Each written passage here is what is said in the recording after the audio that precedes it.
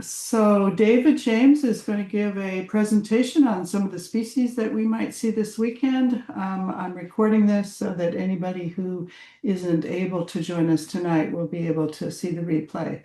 So go ahead, David. Okay, well, thank you. Um, so, welcome to this preview of our hopefully sunny and warm weekend. But as we were just discussing, there's a little bit of a bit iffiness about the weather, but we shall forget about that for now and go ahead with this preview. It works. Oh, there you go. So we all know Yakima is lovely in the springtime, but it's not spring anymore, and it looks more like that in most places. But we're not going to stay in Yakima. We're going to, it's one of the good things about Yakima, its proximity to the Cascades. It's the reason I came to live here after living in the Tri-Cities, Benton City, and for a few years, and missing the trees and the forests and the mountains. So Yakima was a good place for that, for being close to those things. So we're going to take advantage of that this weekend. Um, and also between the So shots. David, if I could just interrupt, can you switch to a slideshow mode so the slides are a little bit bigger? Oh, yes, sorry. That's all right. I'm sorry to interrupt. I can't find, don't seem to. Up at the top, there's file, home, insert, design, transitions, animation, slideshow. Is that what you need? It's actually changed from the last time that I gave a talk. It hasn't got the same headings here. Oh, hold on. There you go. Um, right. So is that all right? You Yeah, see? that's good. Yeah, thank you very much for that. Okay. So between the shrub steppe and the mountains, there's a zone where the faunas of both zones overlap. And we've seen that, I've seen that in various places like Snow Mountain Ranch, where there's about 68 species of butterflies that we've found there, which is, you look at Snow Mountain Ranch, it looks mostly shrub steppe, but because it's got some higher elevation to it, it has some components of um, slope, east slope fauna. So that the two places we're going to go to this weekend are ecotones, and they provide enhanced diversity and richness. So the first day on Saturday, we plan to look at the South Fork of the Artanum River. It's in the Artanum State Forest, and this is 20 miles west southwest of Yakima. And as I was just mentioning, it's a place that I wasn't even aware of, having lived in Yakima for almost 20 years, actually. I did not know about this place until I discovered it last spring, and was amazed at the number of butterflies there, the abundance, but also the diversity of the species. I think in total now I've seen 66 species there, so it's close to what we get at Snow Mountain Ranch, but the abundance is far greater at the Artanum State Forest than it is at Snow Mountain Ranch. So that's where we'll go on the Saturday, weather permitting. And it's an easy drive along a forest road, and we will stop at a few points I'll talk about in a minute. And on Sunday, we'll go out to around the Rimrock Reservoir. It's 25 miles west of Yakima.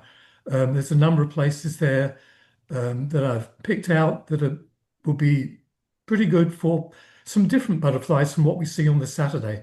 There'll be some of the same, but there's a few unique species that we will see there that I'll talk about later on.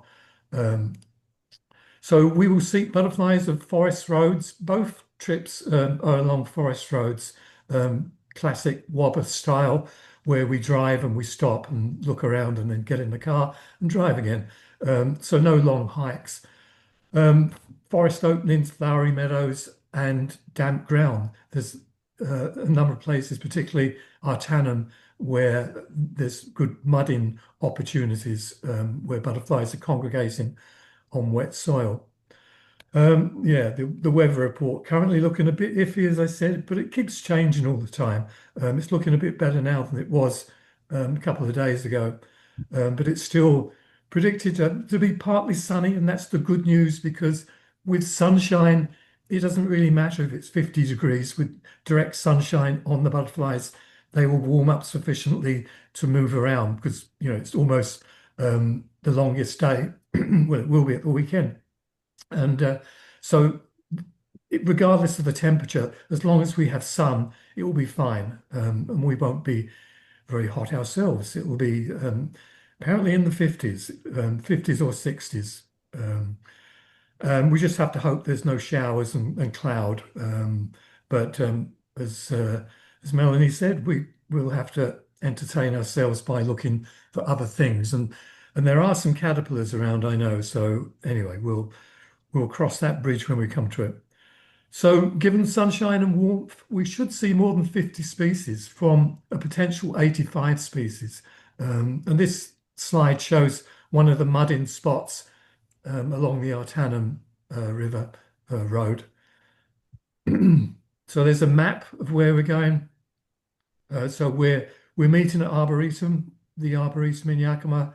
So on the Saturday, we just head out along the Artanum Road to Tampico, down to this stretch of the forest road. So yeah, I'll talk more about that in a minute. And then on Sunday, we head off along Highway 12, 410 and 12 to Rimrock, and we go to Conrad Meadows and a couple of other meadows as well if we get time. So that's the plan. So I scouted both regions, both areas, Artanum last Friday and Rimrock a week ago. And I saw 43 species at Artanum, which I think is actually a record for one day tally out there. Last year, I spent a lot of time out there, but I don't think I ever saw 43 species in a day. Rimrock, there's 20 species, but as I said, there's a few there that don't occur in Artanum. Discover pass is needed for Artanum and maybe a Northwest Forest pass for the Rimrock places. The butterfly populations are good generally, particularly Artanum, but that's the nature of that place. And the season appears to be on time. It was a bit behind a few weeks ago, but now we're pretty much on time, I think. And as I said, there's 85 species potentially in play that we could see. And with sunshine, hopefully we get sunshine. I wouldn't be surprised if we saw 50 species, which would be a very good total. So I've actually done this now for a few years, almost becoming a regular. And we've had a species of the weekend, 2022, 23, and 24, as you can see at the bottom there. In 22, I think it was the Blue Mountains, it was the pale swallowtail that was everywhere. 23, it was the Lorquin's Admiral, that was in Pend d'Oreille. And last year it was the Milbert's tortoiseshell. So what will it be this year? Any guesses, anyone? Yes, Coronis, butterfly of the weekend. I'm not sure how well they do if it's cloudy and overcast, but we'll find out, I guess. But given the sunshine, we'll see Coronis at every spot we stop at. And it's appropriate because I'm giving a talk on Saturday evening about Coronis, so we're going to see plenty of them. So Saturday, this is a shot earlier this year, I think, from one of our field trips we took up Artanum, and this is the mud-in spot. And as I said, it's a leisurely drive for about 5 miles along a well-maintained forest road, and I've identified 4 stops. And we gradually increase in elevation.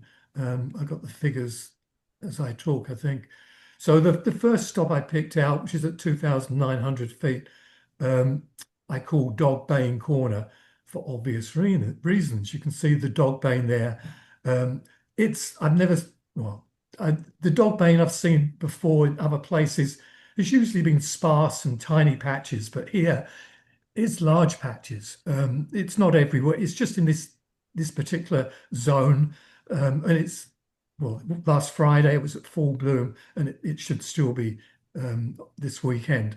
And it was just covered in butterflies, mostly Coronis, of course, but swallowtails, skippers, dusky wings, blues, everything.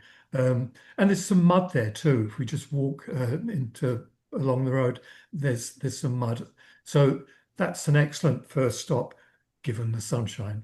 But it'll be interesting to see if just slightly, you know, bit of solar radiation coming through cloud.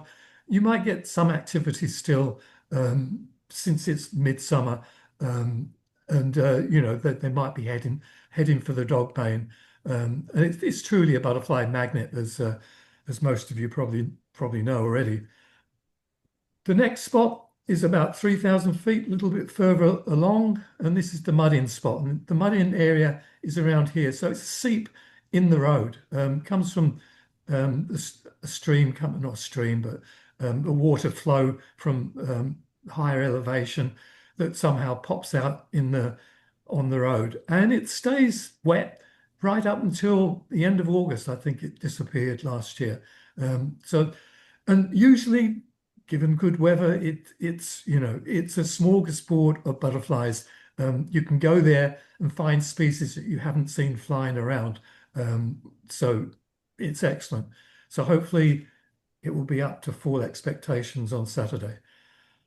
And there's the picture again of the spot. So it's not very extensive, but where it is, there's water and there's damp and there's butterflies. As you can see there in the slide, you can see the blues, you can see some fritillaries, and there's usually a few lorquins and commas and a few swallowtails. So it's always a great experience there. And there's a puddle party of mostly Bois de Vair blues, I believe. So the third spot, a bit higher up, I call the Ceanothus spot because there's a lot of Ceanothus there, and the Ceanothus blooms are currently in full bloom. And if you look, you can find things like thicket hair streaks, other hair streaks too. So that's well worth a stop as well. And it's adjacent to the river. You don't see the river very much going up the road, hidden by forest mostly, but occasionally, like at this spot, you do get to see it. And this is sort of a wet area around here, and there are butterflies that come to this area too. Excuse me. And this is almost 3,200 feet.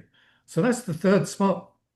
And the final stop I call Bear Meadow because, yes, I saw one last Friday. I didn't see anybody else that day. I just saw the bear in that meadow. So this is a spot that for most of last year, we were, me and other people were just excited at the first part of the road. We didn't get high up. I didn't actually make it to this meadow, which is at 3,600 feet till August, I believe, mid-August, when pine whites were flying. And looking at Google Earth, I knew there was a meadow up there. And so I sorted out and found it. And of course, by that time, it would, the butterfly season was on the decline, and I didn't really see much of note at that time. But last Friday, I was there at prime time, or actually a little bit pre-prime time, because not all the flowers were out yet. There will be more flowers out this coming weekend. And I saw at least two species I didn't see last year, actually more than that. So this is an exciting spot, I think. Very different from the previous locations that I've mentioned on the road. There's a couple of meadows within here that, with these trees sort of separating the meadows. There's actually a meadow that I've only been to once, so it's a little bit further away. But as I said, the flowers are just beginning to bloom. So that's Saturday. Sunday will be around Rimrock, which probably most of you know Rimrock. And we're mostly going to be over on this side of Rimrock, which is the southerly side, I guess. Conrad Meadows is the largest meadowy area. It's the furthest out too. Yeah, I mean it's good. It's actually, after Artanum, it's not as diverse and abundant for butterflies, but it still has some interesting fauna that I'll talk about a minute. But and then there's, well, of course, the Mardon Skipper, the Mardon Meadow. Mardon Skippers also occur actually in all three of these meadows. I saw them for the first time in this so-called Milbert's Meadow and Titan Meadow that I named too, which I hadn't seen before. They hadn't been there before. So two new sites for Mardon Skipper. So that's Sunday. So I'll get on with the butterflies now. What we are likely to see, I've indicated which ones I saw on my trips by an asterisk and either Rimrock or Artanum R and A.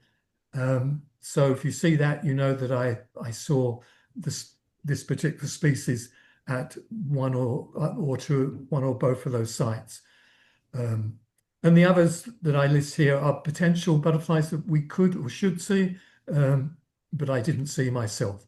And with more, it's always the same when you have more people, you always see more butterflies, more eyes equals more butterflies species. So pale tiger swallowtail, we will see plenty of these in just about every location. As you probably all aware, they can turn up almost anywhere in the habitat that they exist in. So we'll see them. Also the western tiger swallowtail. These two tigers are doing much better this year in Artanum than they were last year. We only saw very few last year, just the odd one or two. But this year, or last Friday, there were dozens on the dogbane in particular, of both species, actually three species. The two-tailed is there as well, although the two-tailed is of lesser abundance than the other two. So we will see the three tigers. Anis swallowtail is also there. The first brood is finished, but there's a second brood there, which initially caught me unawares because I'm used to seeing them out in the shrub steppe, of course, where we don't get a second brood. You just get the one brood, and then they're over summer, over winter.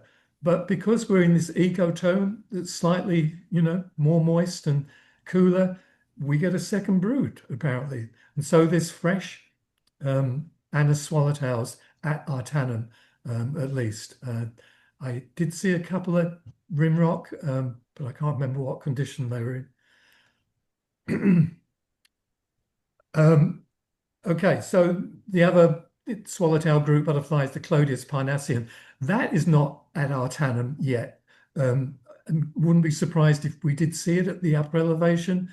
But I did see a couple of individuals at around Rimrock a week ago. So hopefully we'll see Clodius then there. Moving on to the whites, Pieridae. The western white, as you all know, is an itinerant butterfly that can turn up almost anywhere. I didn't see it at either location, but that certainly doesn't mean we won't see it. We very likely will see it turn up because it's quite common this year in the shrub steppe generally, seeing quite a few at different places. Becker's white, I did actually see a couple of whites that I wasn't able to identify. It could well have been either the western white, Becker's white, or the next one, not cabbage white, which I did identify. There's a small group of cabbage whites at the Ceanothus meadow spot because there's some introduced mustard known as white top. Can't remember its scientific name, but cabbage whites breed on that. And the other butterfly I was going to mention, along with the Beckers and the Western, is desert marble. It's probably it's the next one. Not desert marble, large marble. So there are whites there, and it could have been one or either of these species. Julia's orange tip, surprisingly to me, was still flying at not at Artanum, but at Rimrock, in quite good condition too. I saw a number of them at Conrad Meadows. So possibly we'll see, and this was a week ago, as I said, so a lot can happen in a week, but possibly we'll see an orange tip to remind us of spring. The large marble I've mentioned already, and of course, we need to document large marbles now because um, of the mistaken belief that it's an endangered species, and so it's Lepidopterus see a white butterfly flying by, and unless you catch it, even if you're a Lepidopterus, unless you catch it, you can't really be sure what it is. So many large marbles go unreported or undocumented because they're just not seen in a pose like this or in a net, or so for sure that it is a large marble. Um, so we need to do a better job there at documenting our species, lest they be considered for endangered species listing, which is not a good idea for something that's not endangered. Sulphurs, the orange sulphur, another itinerant species. I didn't actually see this on either of the scouting trips, but again, it quite possibly we will see it. Haven't seen many this year, to be honest. They usually take time to build up during the summer, which they do in great abandon in alfalfa fields in the dry desert areas in the Yakima Valley. And so by autumn, they're in huge numbers or very large numbers. Um, Mostly this year, I've seen clouded sulphurs, and then they seem to have been commoner than normal. But again, I didn't see this species on either of the scouting trips, but quite possibly we will see it. I did see a couple of sulphurs at Artanum that I wasn't able to identify, and I'm pretty sure that they were not this species, which is common there. And I always prefer seeing this species anyway, simply because you don't see it that often unless you go to the right places. And it's quite common there. Not as common last Friday as it was last year when it was very common flying up and down the road, and nectaring on the dogbane. This year, I just saw maybe half a dozen or so, maybe more, but unmistakable. Actually, I saw quite a few wings of this butterfly on the ground at the mud-in spot. And that's one of the problems with mud-in spots and the dangers of mud-in. The butterflies get intoxicated, for want of a better word, and they can easily be picked off by predators, birds in particular, but sometimes frogs. I think it was Artanum. There was somebody spotted a frog um, hanging out waiting for butterflies, and I have seen the same thing in the Blue Mountains. I know Melanie has too. I think she got a picture of a frog, or no, a toad. Was it a bullfrog? Bullfrog attacking a blue. So I now since I was aware of that experience, I look for frogs, and often you will see a frog lurking around the mud-in spots, ready to consume unaware butterflies. And then I saw some females. So then the western sulphurs apparently have been flying for a little while. Until last Friday, I probably missed out going there for a couple of weeks. And so a lot can happen in a couple of weeks. And I saw this female, followed her, and she was ovipositing, laying eggs.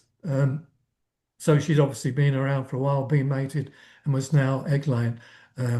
So that may be the reason for the lower apparent number. Okay, so moving on to the Lycaenidae, the coppers and the hair streaks and the blues.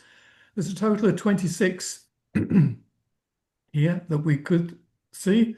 The purplish copper, I'm pretty sure I saw this. I didn't get a picture, but there's also lilac bordered coppers there, which outnumber purplish coppers, which is pretty unique because usually it's purplish coppers that outnumber other coppers. But if purplish coppers are at Artanum, then they are in the rarity. They are present at Rimrock too, in bigger numbers. But most of you are familiar with purplish coppers since they occur in many habitats, including very dry habitats. And they probably are our most abundant copper. And there's the glorious looking female, quite different from the male. And then the lilac bordered copper. Some of the lilac bordered coppers at Artanum, and it's only at Artanum, I didn't see them at Rimrock, are not as strikingly marked as this one here. they're more faded, so you have to really look carefully. And of course, as they age, they lose that lilac anyway, and they always become harder to identify at that time. But at the moment, they're fresh. Well, they were last Friday, so they should be. I think they've just started emerging. So we should see plenty of them if the sun shines. And there's the female lilac bordered copper. Blue copper, there was a couple of those, didn't see many at Artanum, didn't see any at Rimrock, but they're there, they are there. I saw a few in the drier areas, probably on the dogbane. Um, but some of these species like the blue coppers may actually be emergent as you go uphill. We've seen that with other species. You'll get an emergence of dusky wings, for example, at the lower parts of the Artanum Road, and then a few weeks later they'll start emerging at the upper end of the road. So that probably happens for a lot of species. Mariposa copper, I didn't see this at either place, but it might be a little bit early perhaps, but it's a possible butterfly we could see. Moving on to the hair streaks and elfins, the ubiquitous grey hair streak was at both places. Never fails to turn up, I find. Doesn't matter where you go, which for a butterfly that can feed on just about anything as a caterpillar isn't too surprising, I guess. It's the master of adapting to different host plants. So yeah, it always appears when you're least expecting it, as it did on both of my scouting trips. So we'll no doubt see it again. The California hair streak, I didn't see that, but we know it's in the area, particularly Rimrock. Not sure about Artanum because didn't see it there last year, but the habitat's right. I wouldn't be surprised if we did see it. And the same with the Sylvan hair streak as well. But I didn't see that at Artanum either. But it's still early days. Half moon hair streak I did see at both locations, and it seems this butterfly is having a good year this year compared to last year. At Snow Mountain Ranch, there are literally, I wouldn't say hundreds, but many dozens flying around, clustering on buckwheat, which I hadn't seen before at that location or anywhere really. The numbers that I'm seeing. And this year, surprisingly, a lot of them are well marked, making it more difficult to differentiate between them and Bois d'Ivoire blues. They're normally more like this one in the bottom right-hand corner, or even the left bottom corner, where the markings are more blended in and not so prominent. But a lot this year are more like this one, so it gives you a bit of a challenge to identify them sometimes. We should definitely see this species. They were on the dogbane quite commonly at Artanum on Friday. Bear's hair streak, another one of my favourites. Quite a few of them at Dogbane Corner, fresh, beautifully marked, just like this one here. This is an old photo from Life Histories days where it's newly emerged and photographed. So, but they were very much like that last Friday and seemed to be in pretty good numbers too. Hedgerow hair streak, we may be a little bit early for that. I saw them last year up near the meadow part of the road on the Ceanothus. But there were hair streaks flitting around the Ceanothus. Excuse me. And I didn't have a chance to identify them all. They're very fast. So it's quite possibly there. Thicket hair streak I did see, and I was glad to see it because I hadn't seen one for a couple of years. Actually got some pictures too. This was on the Ceanothus as well, but I saw it at a number of the stops that we have planned for Artanum Road. Always a good butterfly to see. I don't think I saw it at Rimrock, but I have seen it at Rimrock in the past, actually. We could see it at both locations. Western pine elfin. This is another one of those species where it was common at the lower end of the road back in April and May, and now it's up the upper end of the road, but aging and warm. This picture is not from Friday, so the ones that I saw were more worn than this.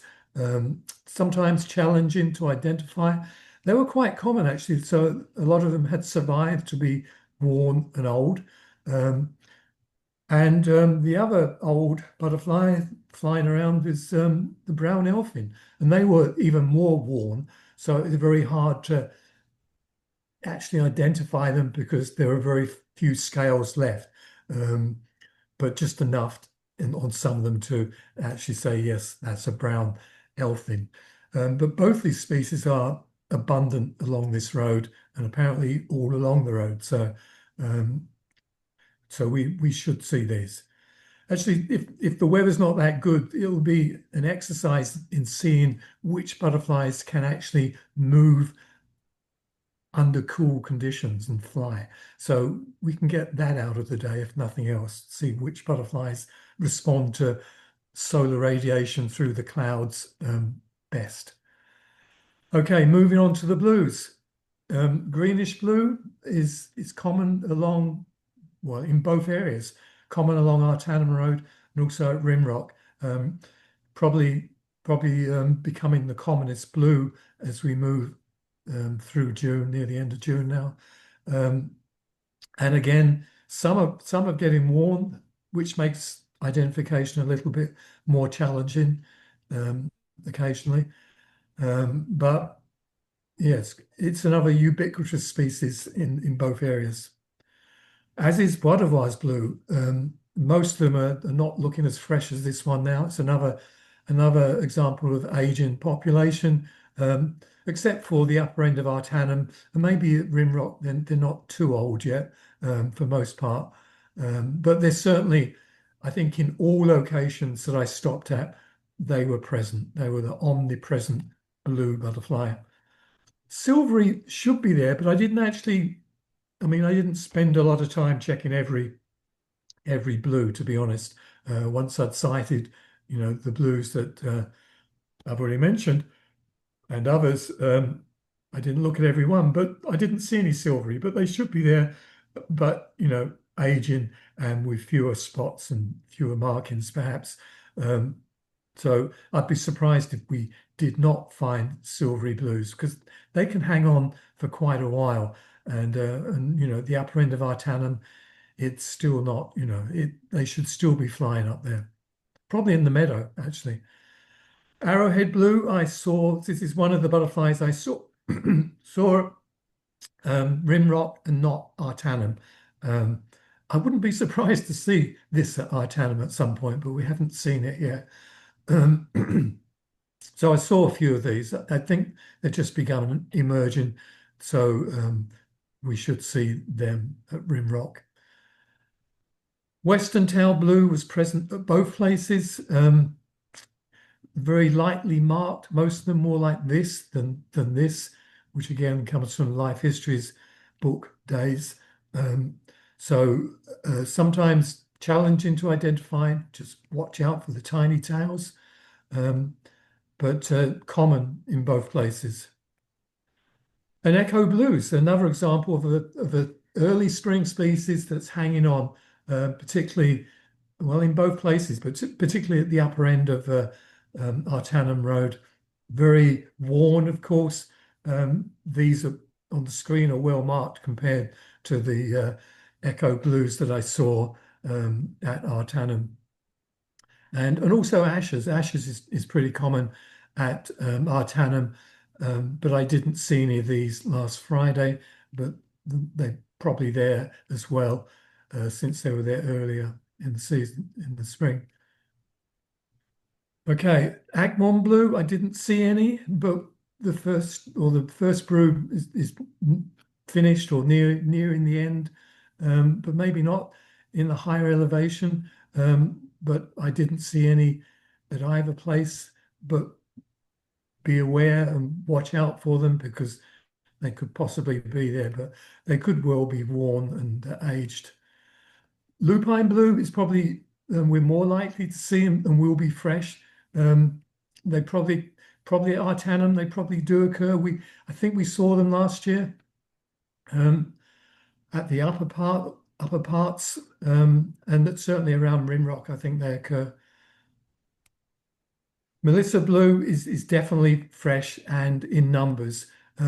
They're particularly common at the mud-in spot along the Artanum Road. Um, I don't think I saw any at Rimrock, but they're likely there as well.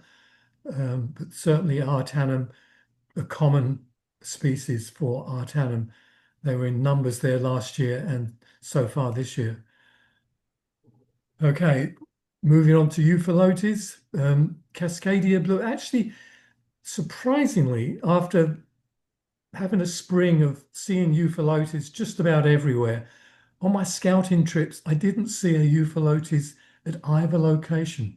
So I don't know if I was just unlucky or what, but um, there's no reason why I shouldn't have done. Should have seen both this species and the following species, this Cascadia blue, and separating these two species can be challenging for inexperienced people, and I class myself as one of those because I still get them wrong. Um, I do know that Euphalotes Heracleoides Cascadia blue tends to be more bold and blocky markings. You can see the blocky black dots on the forewings there in particular, and the more effervescent, if you like, orange-red markings, bolder again. That usually signifies Cascadia blue, Heracleoides, whereas Columbia dotted blue, the markings are more subdued, I think. They're not as bold and blocky, including the orange marking. And as you can see from the examples here, sometimes, the orange fades away quite a bit, and it's quite pale. So it's one of those gestalt things where you after a while can learn to recognize them for 95% of the time.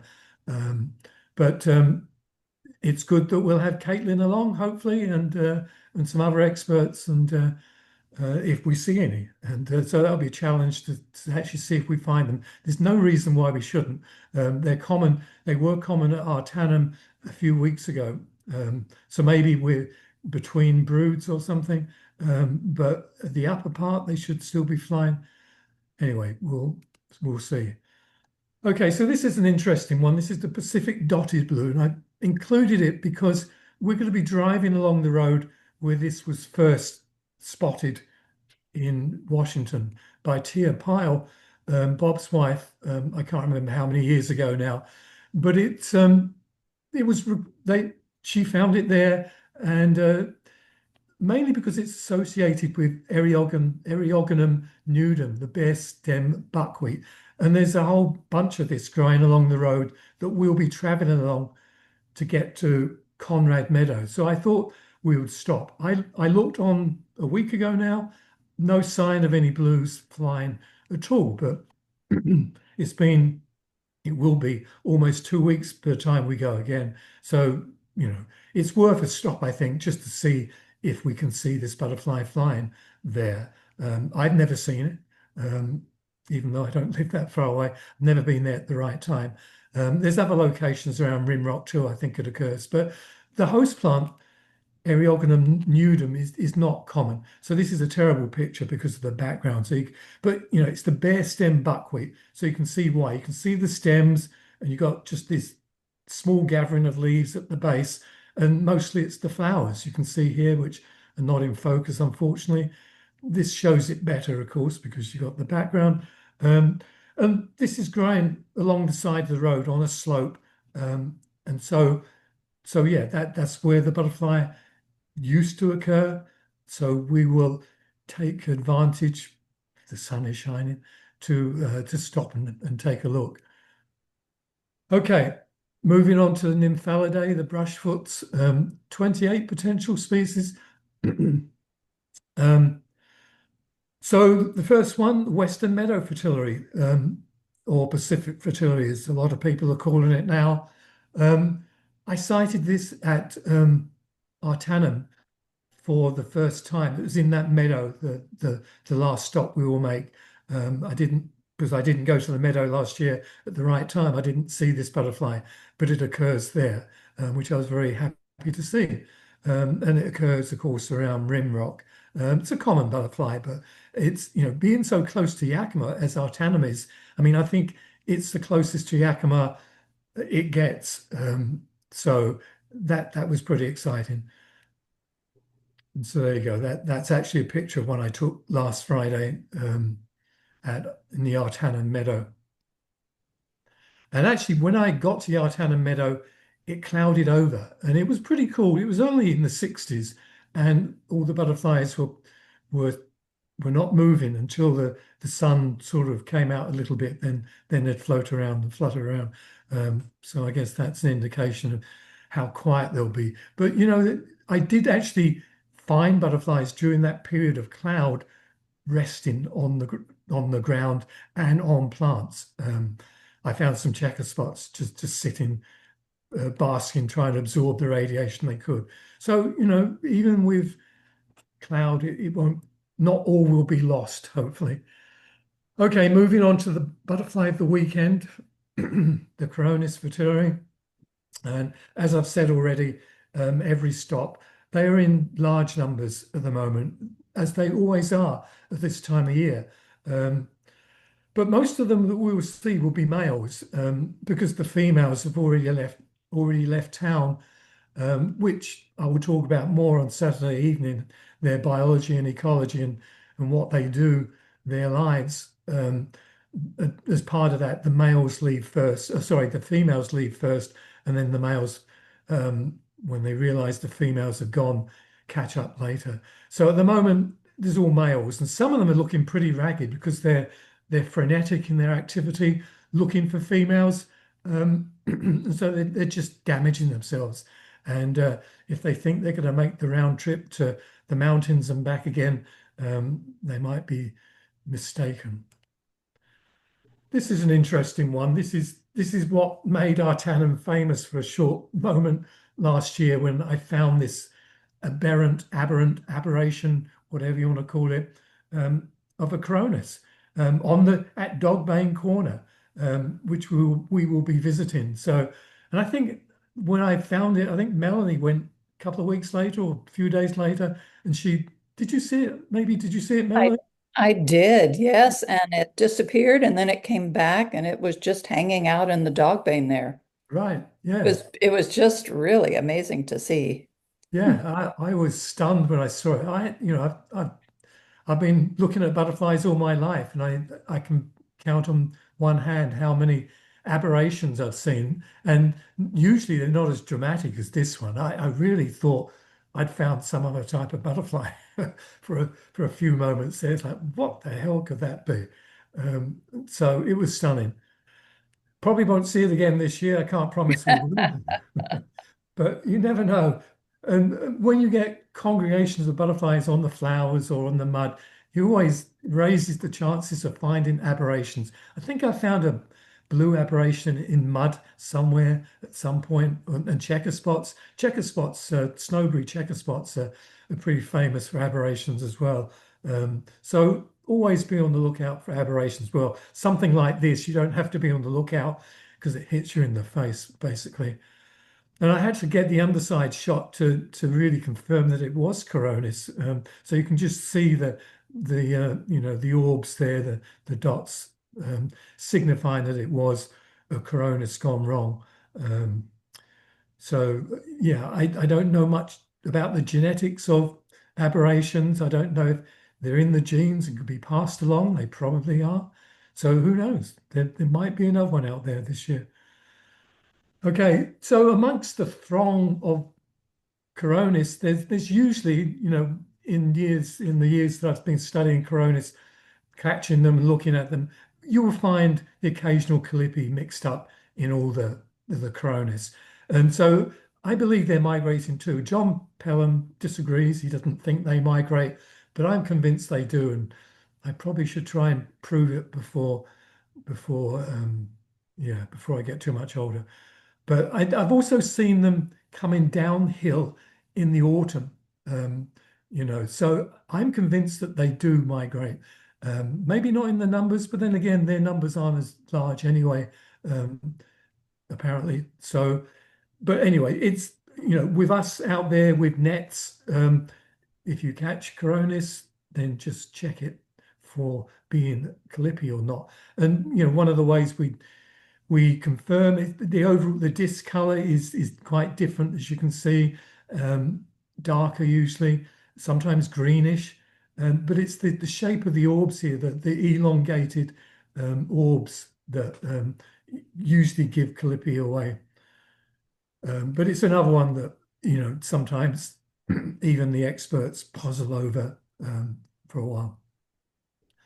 So the other greater fritillaries that are there in both places, we may be a little early for them.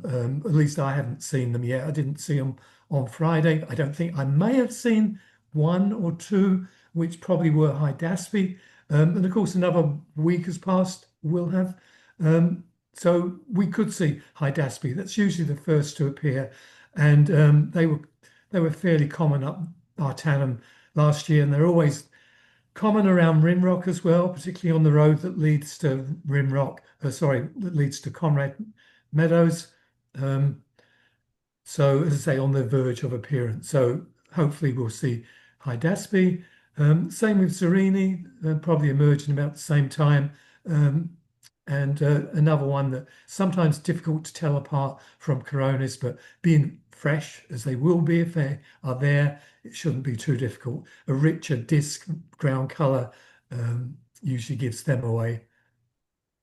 And then the Mormon fritillary, they should be out, but I didn't see any in my scouting, but imminent emergence, I would imagine, in both locations. Haven't seen them at Artanum yet, but I fully expect them to be in the upper end, the meadow end and beyond. So moving on to crescents, the Mylitta crescent, another species that common in many areas. It was present Artanum. I didn't see them at Rimrock, but they're no doubt there somewhere. They prefer drier places usually. So the Mylittas I saw on Friday at Artanum were around the Dogbane corner area rather than up the higher end. But again, they could turn up anywhere. Northern crescent I didn't see, but this is another species I would expect to see up Artanum Road, but haven't seen yet. There is another crescent that is common, the Phil crescent, that was quite. I saw a number of individuals at Artanum all along the road, mostly at the upper end, also at Rimrock, and so some of the darker Phil crescents can sometimes put you in mind of northern crescents. You have to take a double look. So if we get the chance, we can check crescents and hopefully find a northern crescent up there, as I would expect there to be. But at the moment, haven't seen that. Just the Phil crescents, and there's a better picture of a Phil crescent. And this is another species that I sighted for the first time at Artanum last Friday, which in retrospect could be expected, should be expected there, but it was nice to see anywhere. And I hadn't really thought about it, to be honest. And the Hoffman's checker spot, just newly emerged. I think this picture was from Artanum last Friday. So you can see how fresh it is. And I saw half a dozen, maybe a dozen, at the meadow, but also lower down too on Dogbane and other flowers. So I think they're quite common there since they're just starting emergence. So hopefully we will get to see them, because this is another butterfly you don't see everywhere. Have to go to certain parts of the Cascades to see them. So it's great that they are at Artanum. Another one we should see up there is the northern checker spot. We maybe saw it at Artanum last year, but I didn't see it, hadn't seen it this year so far. But at the upper end of the road, I wouldn't be surprised if it's there. This is a picture from last Friday, and so causing much confusion to me and maybe other people too. It's a snowberry checker spot, but to me, it's not as black as the snowberry checker spots that I'm used to seeing, the ones in the Blue Mountains, for example, that I saw a few weeks ago, and I saw thousands of them. There's an explosion of checker spots there. They are very dark, a bit like the bottom left-hand corner. I think that one was from the Blue Mountains. So you can see they don't have this very prominent red band, red-orange band, and they just seem less black overall. But it is the central cascade segregate of the snowberry checker spot. So it's a different form, different race, and so it is slightly different. And I'm not as familiar with it, so it threw me for a loop for a moment. I thought it was Onychia, however you want to pronounce it, because Onychia we had seen earlier this season, in April, May, further down the road. This was in the upper meadow, but further down the road, Onychia was quite common, which again I was confused by. I wasn't really expecting an Onychia checker spot, but thanks to Merrill, who identified it for me, we're pretty convinced that it does occur lower down the road and earlier in the season, apparently, because it's not there now. And so I immediately concluded that this was a later emerging Onychia up higher. But and Caitlin chimed in too. This does appear to be a snowberry checker spot, which is a species we didn't record at Artanum last year. So it's another new species for the list at Artanum. And as you can see, this individual is freshly emerged. So I don't know how big the population is. Usually, populations of these butterflies are pretty good. So given the good weather, we should see quite a few of these fresh looking, slightly different snowberry checker spots. Lord Queen's Admiral, again, another one of those species that turns up almost everywhere in the right habitat. I saw it in both scouting trips. Common on the dogbane. They love to sip nectar from dogbane. So this was another species that was joining the throng on the dogbane. Milbert's tortoiseshell, one of my favorite butterflies again. It in both scouting trips I found it. At Artanum, only in the meadow, out in the green where there's stinging nettles growing, interestingly, and that's where they were. And also at Rimrock, only where the stinging nettles are growing. So this is another species that deserves some further study along the lines that I'll be talking about with Coronis, altitudinal migration, because they're common in the shrub steppe in spring. They overwinter in the shrub steppe, and they're often the first butterfly you see, a sunny February or March day.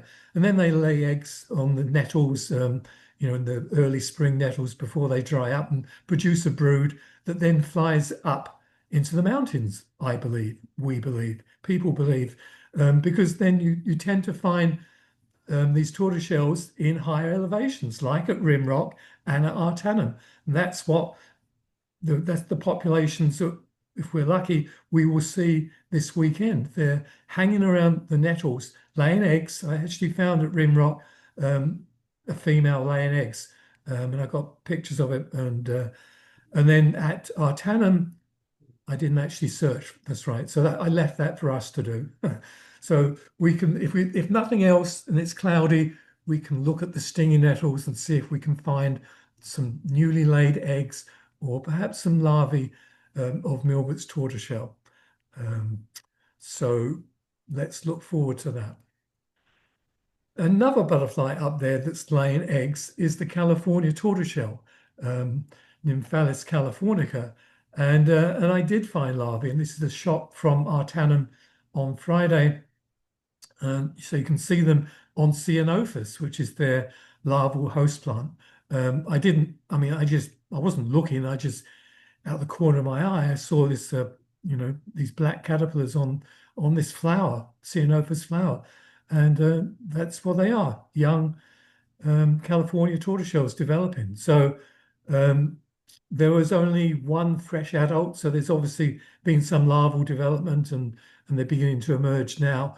But yeah, we can look for California tortoiseshell caterpillars too on Ceanothus, should the weather dictate.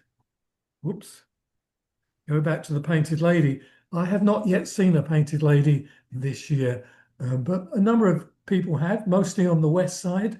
I don't think there's been many sightings on the east side, but again, it's another one of these butterflies that can turn up anywhere. Actually, I think some were seen at Simcoe Butte a couple of weeks ago.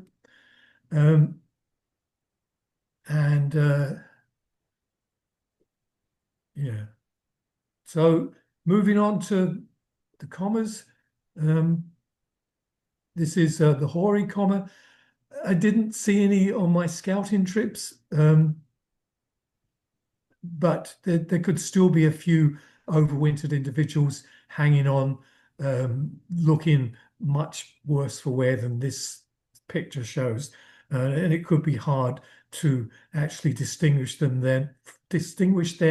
from this species, which also occurs commonly at Artanum, and which is the green comma or green anglewing.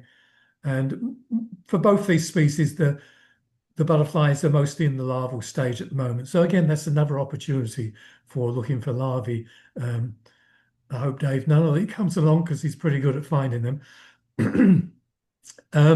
This is the satire comma. So all the commas are at Artanum except Aureus. Haven't seen Aureus yet. But the green comma is the most common, closely followed by the satire comma. For last Friday, this species was the most common, and they were still flying. And actually, some of them looking pretty good, like this one. This is an overwintered individual, still rocking the full colours, so it looks like it's newly emerged. I don't think it's had a chance to become to be a new adult yet up there. Actually, I did see the underside, and the underside did look warm, but so it obviously spent a lot of time just sleeping and not having its wings open. Morning cloaks are in pretty good condition there too, despite having overwintered. This isn't one from Friday, but the ones I saw were pretty much in this sort of condition. You got to remember up there with the cooler weather, the activity hasn't been, they haven't had that much chance to beat themselves up as you would if you lived in the lowlands somewhere where it's warmer and drier. Another butterfly I had not seen for a couple of years now, and I'm disappointed because it's one of my favorites. It's one of the butterflies that turned me on to butterflies back in England, the Red Admiral, which used to occur on the neighbourhood buddleia bush when I was 8 years old, and I used to catch it, and along with peacocks and tortoiseshells. So yeah, I wish they'd come back. I did look on iNaturalist today, and there have been some sighted in eastern Washington, but again, mostly on the west side. Seems like the migration up this year for these vanessids seems to have been coastal, which is interesting. Because all these butterflies, most of them come up from the south in the spring. Another one that can turn up anywhere, and in fact, it was seen Simcoe Butte fairly recently. West Coast lady, Vanessa Annabella, always a favourite, always will be, since my youngest daughter is Annabella Vanessa. So how can it not be? And the American lady, Vanessa virginiensis, also was seen at Simcoe Butte recently. So these butterflies are around. They are in Washington in their ones and twos. And I guess I could add, even though I didn't put a slide in, I could add the monarch into that group as well. Not that we will see one that Artanum or rimrock, they will steer clear of those places. They'll look for milkweed in the drylands and the riparian zones. But all of those species are having poor migrations up this year. There's not a huge number of them. They will all, hopefully females will lay eggs and have a productive summer, and there'll be a few more around in the late summer and fall. But the chances of seeing them before then are not good, but it's still possible. It's another one, these are species that just turn up when you're not expecting them. Okay, moving on to the wood nymph. So this is another good thing about Artanum is that all three wood nymphs occur at Artanum last year. Found all three of them. So the common wood nymph, and I don't think there was much difference in abundance between the three. So all three were fairly abundant. So this is the common wood nymph, which is the most familiar species that most of you will, most people have seen most of. It's the more widely distributed and the more abundant, hence its name. Although common on the common name doesn't always mean that it's common. But these should be closed in around about now. And I think wood nymphs are actually good at flying when the weather isn't that good. So this could be a candidate for a species flying in suboptimal conditions. The Great Basin wood nymph was common along Artanum last summer. I think these emerge slightly later than the common wood nymph, just a few weeks. So maybe we have less chance of seeing these at the weekend. But certainly in July and August, they are quite common there. And they're well marked, as you can see from this picture. Because sometimes the identification of these, separating them can be difficult. But, you can see here that they're quite different. And it's this two-tone hindwing marking that stands out in some individuals like this one, that tells you that it's a Great Basin wood nymph. And then there's the dark wood nymph, which, as its name suggests, is dark. And it's also known as a small wood nymph because it is smaller too. And so, and this is fairly well recognized. It's more a butterfly of drier shrub steppe conditions, actually. And maybe at Artanum, it's more common in the lower end. And I guess it's another good example of, this ecotone thing where shrub steppe species are venturing into this area where there's some forest and species like the common wood nymph that really does occur mostly in woodlands and shade and trees. But the Great Basin wood nymph is more a dry, deserty type species. So these three species are a good example. Sorry, I'm losing my voice, I think.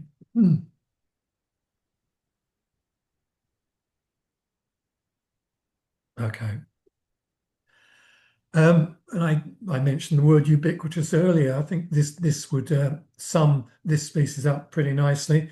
I don't think there's been a single butterfly trip I've been on this year, and I've been on a lot, that I didn't see this faithful companion alongside in the field with me. It's always there, the ochre ringlet, and yeah, multiple broods during the summer. Currently, they're still looking good. So I think it's still the first brood. The broods seem to overlap, actually. So you don't really see a defined break from them in most habitats, which is great.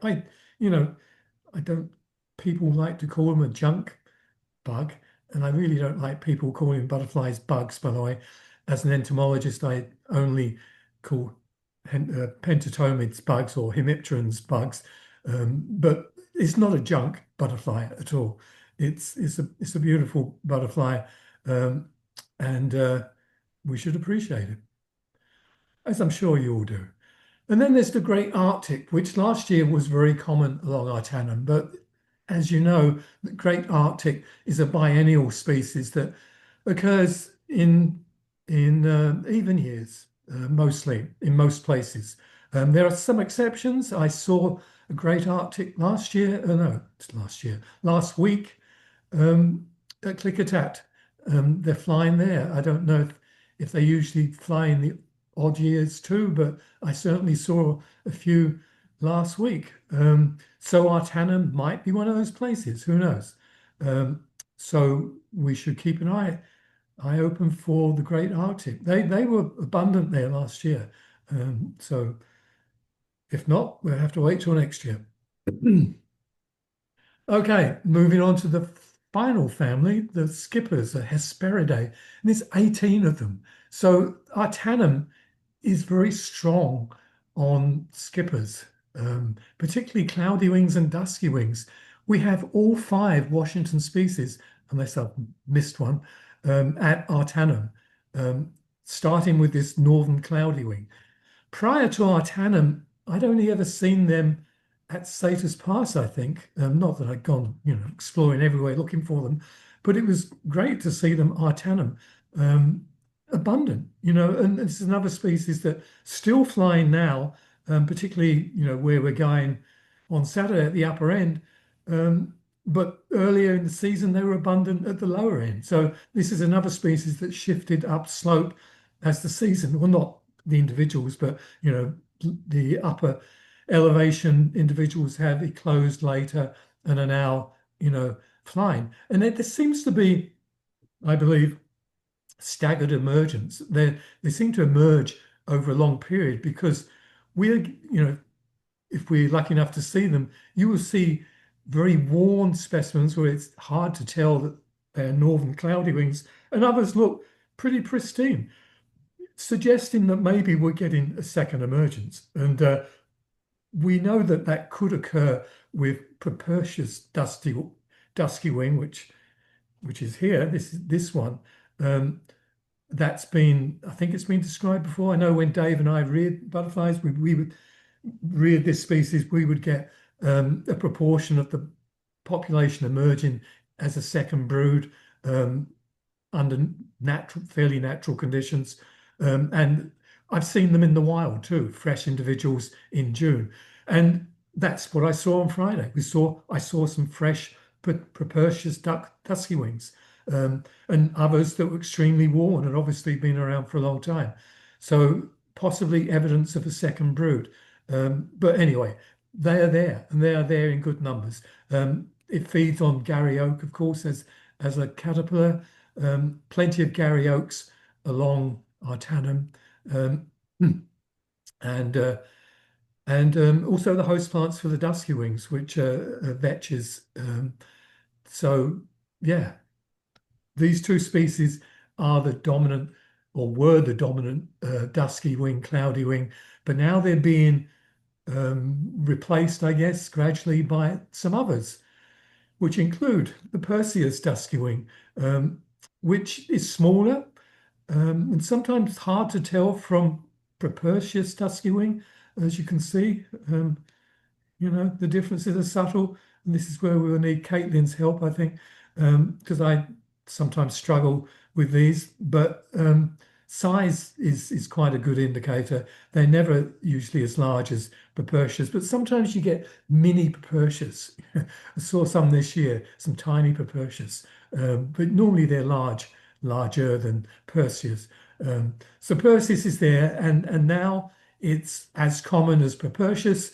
It started emerging, so we will see those. This is another example. This is easier to tell because it's darker. It's the grayer ones I have trouble with, like that. There's some darker forms too. So this is Perseus. And then there's Vesuvius, which is a dusky wing. Until recent years, I didn't really see much of it, but now it seems to pop up when I'm least expecting it. But it's like at Artanum. And usually, I mean, there's some variability, but on an individual like this, I find it quite easy to tell apart. It's hard to describe perhaps, but you can see there the forewings are quite different from that and that.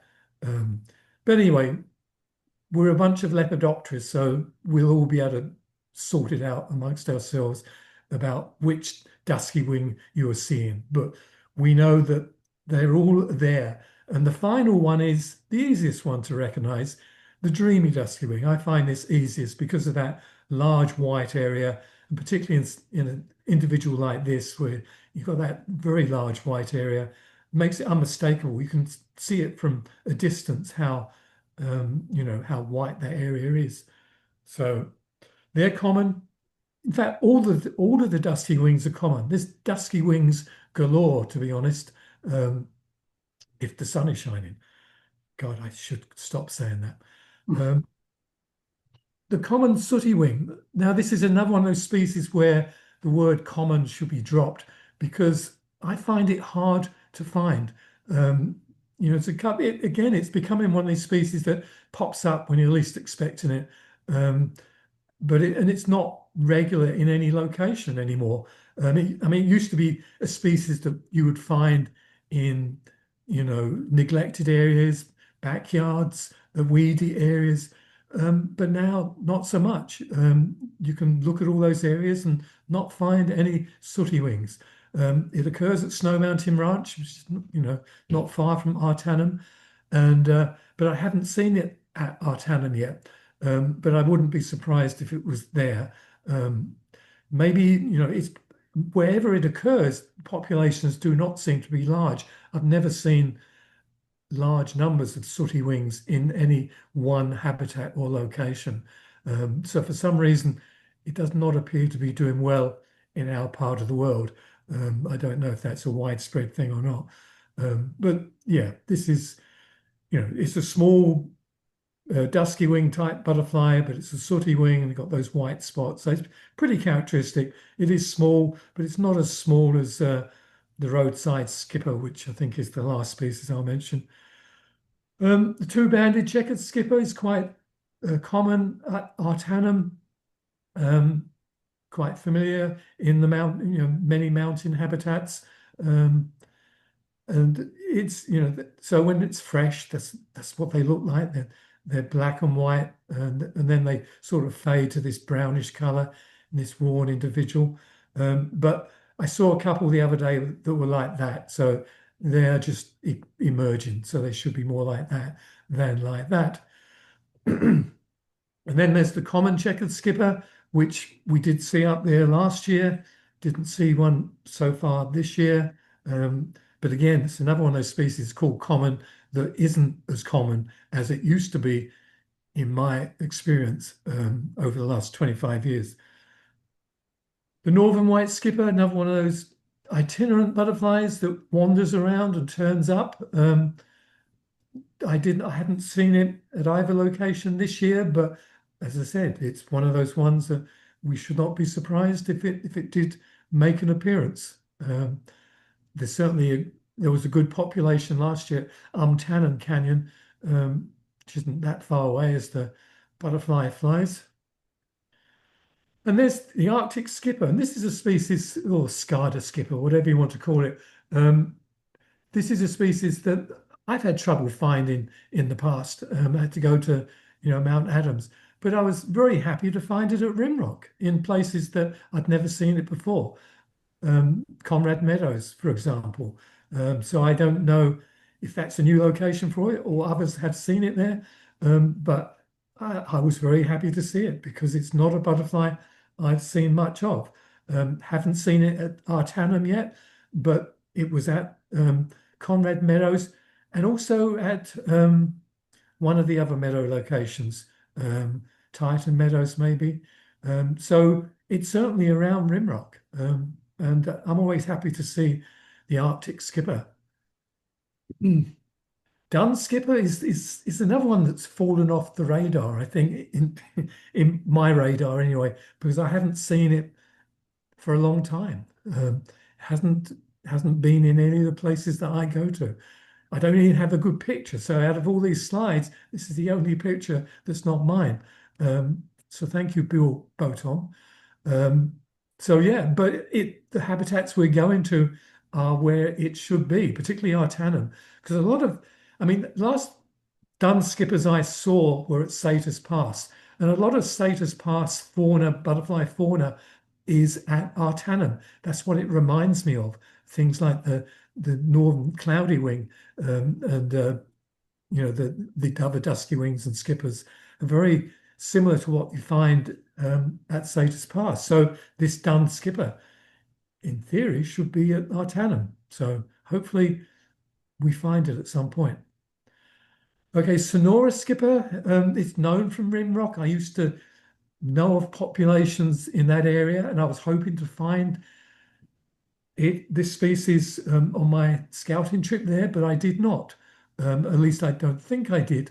I was focusing on Mardon skippers, which is the next species, I think.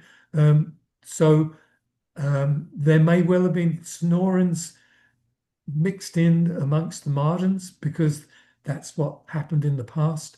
But I think Sonora actually emerges a little bit later. But I could see the Mardons have been flying for some time. So who knows? Hopefully we see a Sonoran skipper as well as Mardon. I've got Sandhill skipper here too, which possibly the lower areas of Artanum does occur in the area. It's more of a dry area. Another species, it's another one of those, the ecotone species that should be there.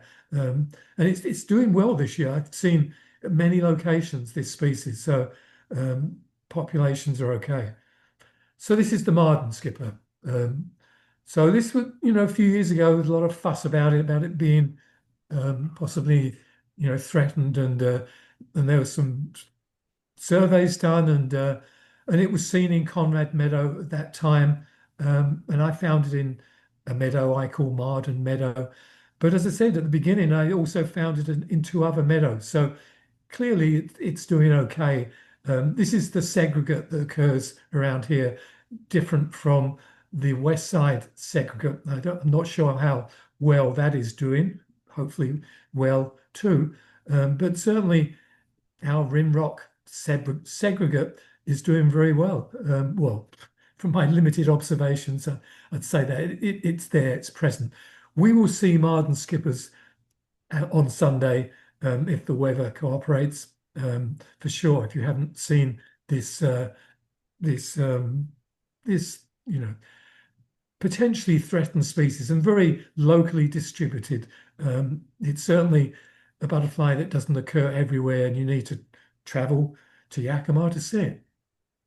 And there's a photo I took on June the 9th showing a Mardon skipper in Milbert's Meadow, which I hadn't been seen there before, and I had looked for it there before. So it has expanded. It's not that far from Mardon Meadow, so and they seem to occur around Rimrock in these little meadows that are scattered throughout the forest, which is what they do. And so it's important that these meadows are kept, and logging continues, creating these little meadows.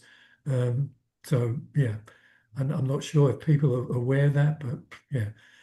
Anyway, we will see Mardon skipper. Western branded skipper, they've just started emerging, replacing the very old Juba skippers, making it easy to identify them if you have a bit of trouble, because superficially they can be similar, but the ground color is different, lighter yellower color, and the markings are different too. You need to see them side by side. But at Artanum, they're common on the mud, they're common on the flowers, they're common everywhere. And I think, as I said, they've just emerged, so the abundance is yet to reach full bloom. The Juba skippers are still there, but they're worn and aged, more worn than this individual. So, yeah, they're on their way out, but they are still present in both locations, Rimrock and Artanum. And the woodland skipper, it seems pretty early for woodland skippers, but they have started emerging. I don't know if it's, I think David Droppers said something like, when you see a pine white, the butterfly season's beginning to end. It's a bit like the woodland skipper too, but that can't be right, because we're not even at the longest day. I think the woodland skipper has just made an early appearance. And it's not just here, it's other places too that they have started emerging. So it's an early emergence for woodland skippers this year. So they're all fresh and pristine, dashing around. There's not many at the moment, but come August, Artanum will just be overrun, as many locations are in Washington, of course. Another very successful butterfly. And finally, I think this is my last slide, the common roadside skipper, one of the hardest butterflies to actually see when it's flying, like a big wasp or something. But I've seen a number of them now, individuals at Artanum, hard to spot, but when you see them land, you can, identify them and hopefully get a picture. So yeah, they are present. And again, maybe they're on an upswing too, because I'm seeing more of them as well. And I know other people are too. So an underrated butterfly because just hard to see. Most skippers are hard to see, but these are ultra hard to see. So hopefully we will see them. And maybe they do better when the sun's not out because they're dark. I'm hoping. Okay. So thank you very much for listening to this preview.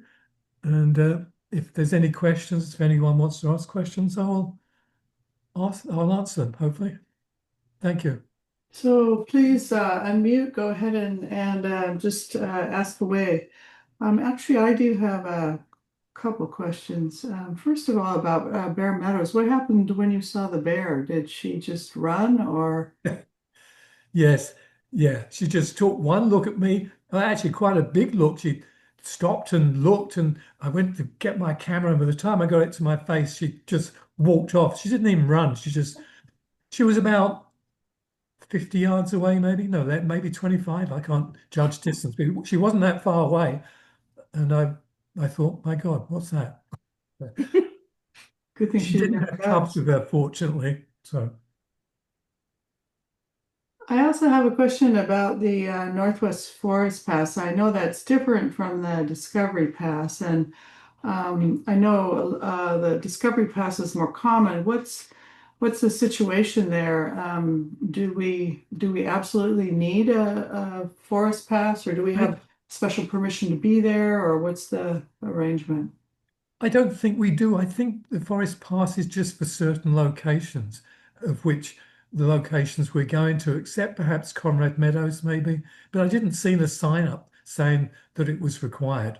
So, and the other places we're stopping at are just along the side of Forest Road. So, I mean, I thought a lot of people had forest passes already, but I wouldn't go out and buy one specially, no. And yeah, Northwest Forest Pass is usually only required at designated trailheads. Right. And you can get some day passes for free or no, not free. You pay, they're $5 each, but you can buy them, the hard copy ones, you can buy them ahead of time. And then I just keep them in my truck. And then if I ever come to a spot where I need one, I just pull it out and write in the date and use it. So then I'm not having to try to scrounge up $5 to pay at a kiosk or something like that. But yeah, I doubt we'll need it up there. And I think Okay. if you have the national park, the senior pass, as a number of us probably have. I think they'll substitute That for it covers too. it. Yep. Okay. Okay, thanks for that discussion. So people bring your National Park Service passes if you have them and your Discover passes. No, we may not need them. Well, beautiful job as usual, David. You Thank do you. amazing photography. Thank Yeah, you. and it's a lot of work to put all that together. So we really appreciate your doing the field work and then getting all those photos together. So thank you so much. I really appreciate it. I just want to make a note that there were a couple comments. I don't know if you saw them in the chat, David. Caitlin says that Scott is having a good year, and Carter says he saw a bunch of them. So do you guys want to pipe up with your observations? Yeah, I guess I could turn my video on here. um, There you are. yeah, hello. Yeah, I've been seeing quite a few records of them this year. I've personally seen several here in Cowlitz County and Lewis County.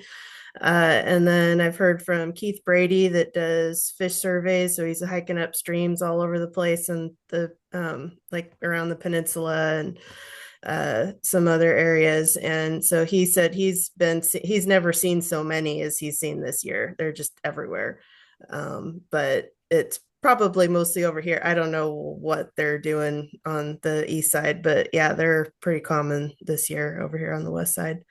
And incidentally, as far as the Dun Skipper goes, I've never seen those on the east side yet, but I've been seeing more of them now that I've been spending a lot more time exploring the woods around here in Cowlitz and Lewis counties. And they always seem to pop up in the same places I see the Skata skipper. So just kind of little moist pockets along the roadside. They'll just be like where a seep comes down and there's a lot of lush vegetation around there. And you stop and wait for a little bit and you'll see little skippers zipping around and you'll see one or the other or both of them. But. Cool.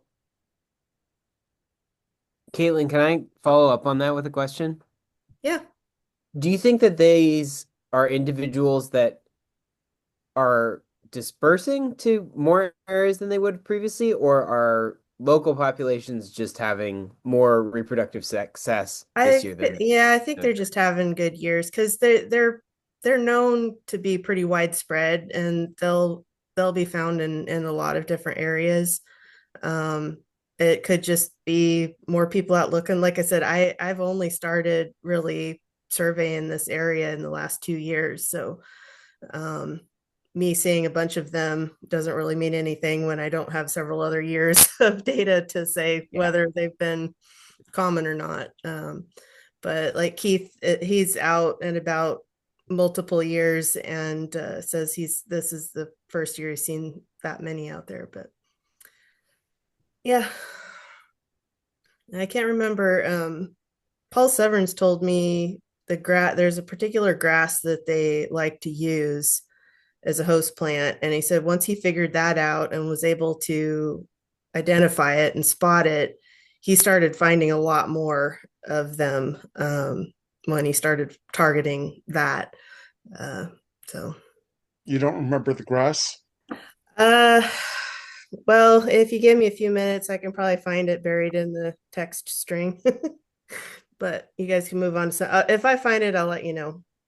Okay, so you saw them today in the Olympics, Carter. Is that was that a surprise? Have they been seen there before? Or?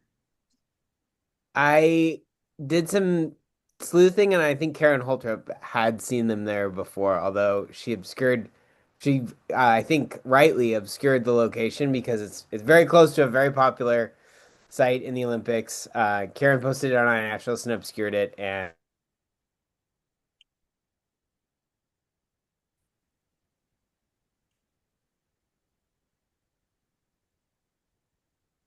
You're frozen, Carter, so we're not able to hear you.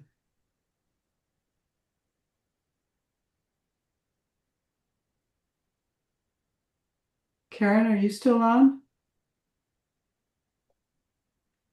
Oh, I don't think she is. Okay, I was just curious about that.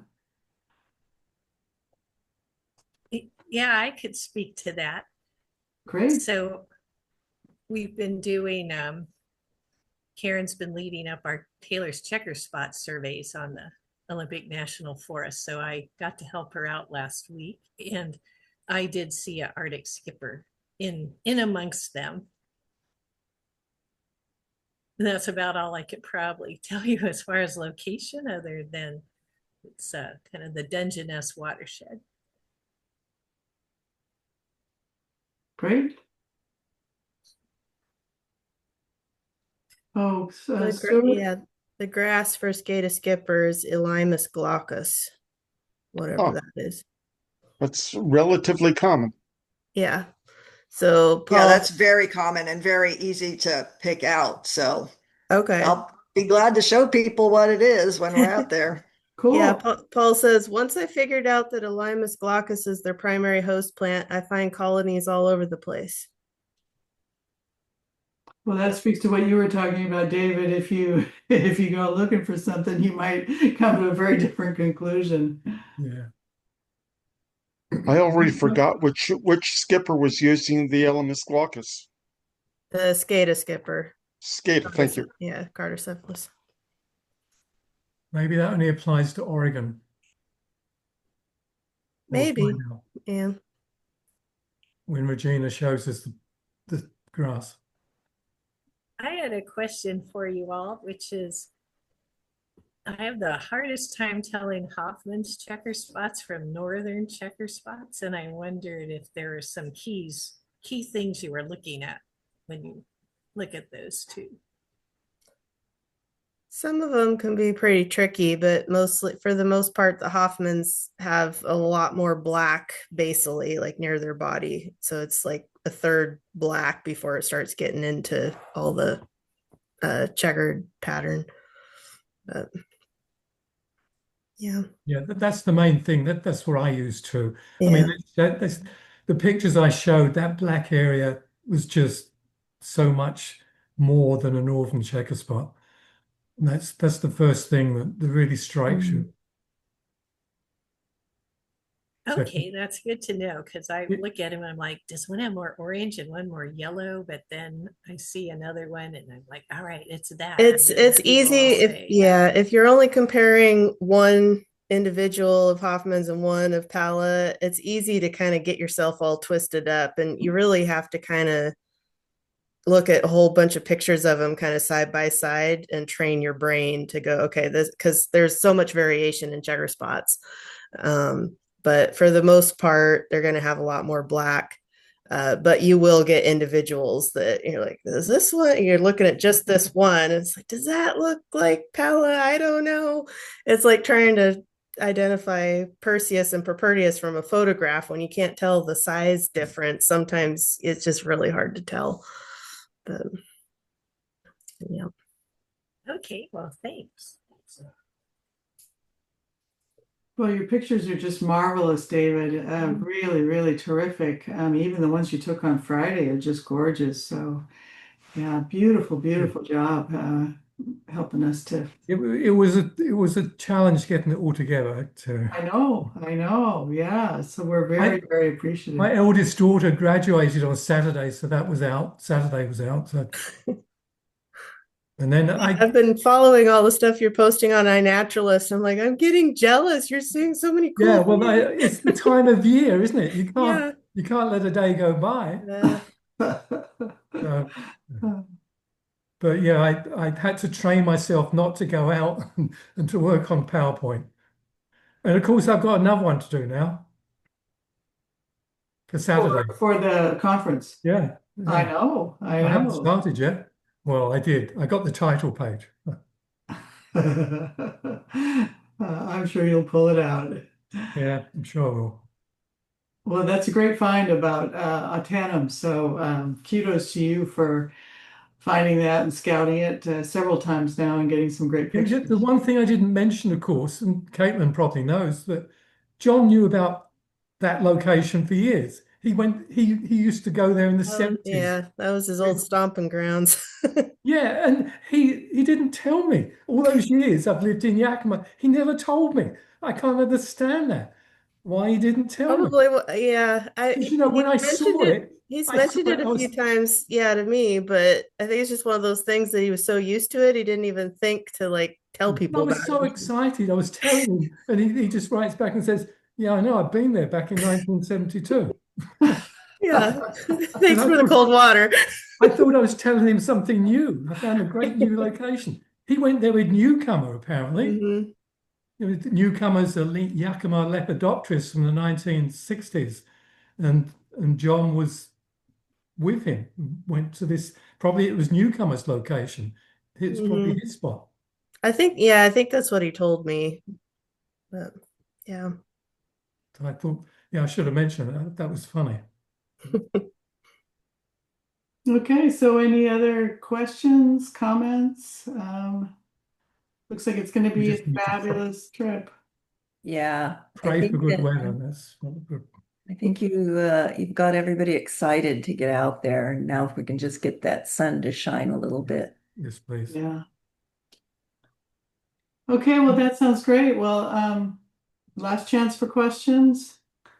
And of course, both Caitlin and David will be there over the weekend. So we've got our experts to help us sort through what we find. Maybe a little bit better at identifications. Me. If you haven't registered, please register. Thank you so much, Alex. Thank you so much for mentioning that. Yes, yes. And if you know of people who are interested in coming, please do have them register, because the organizers need to plan for food and all that sort of thing. So, Regina, are you going to do a count like on Wednesday? Is that right? Wednesday, yeah. As of right now, we are up to 27 people registered, which is much better than it was just a couple of days ago. So I think that last notice line really got people going. Great. Terrific. Well, I'm sure it's going to be a wonderful weekend. So, yeah. So thank you so much, David, and we'll see you all on Friday. So, can you remind us what time? I think it's is it 6 that we're gathering, or? I think Yeah, so. we're gonna well, we'll start getting the check-in and registration at 6. Okay, at 6. Yeah. Okay. And same with Saturday, and then I think we'll start the pizza, and then David will have you begin your talk maybe after people have noshed a little bit On Saturday evening. on Saturday, right? Yeah. Okay.